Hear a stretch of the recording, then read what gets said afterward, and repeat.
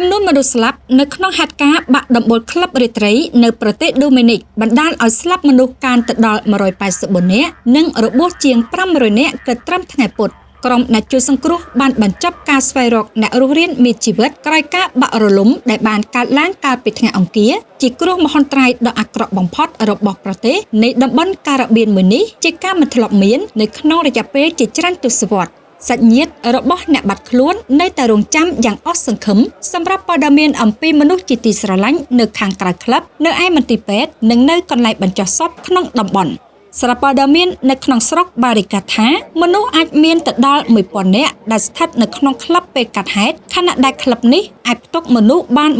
1700 នាក់ប្រធានាធិបតី Luis Abinador ប្រកាសកាន់ទុក្ខថ្នាក់ជាតិ3ថ្ងៃខណៈមូលហេតុដែលស្ថិតនៅក្នុងការស៊ើបអង្កេតវីដេអូមួយដែលត្រូវបានបង្ហោះនៅលើប្រព័ន្ធផ្សព្វផ្សាយសង្គមបានបង្ហាញពីក្លឹបនោះស្រាប់តែធ្លាក់ចូលទៅក្នុងភាពងងឹតភ្លាមៗពេលអ្នកចម្រៀងល្បីឈ្មោះម្នាក់ឡើងច្រៀង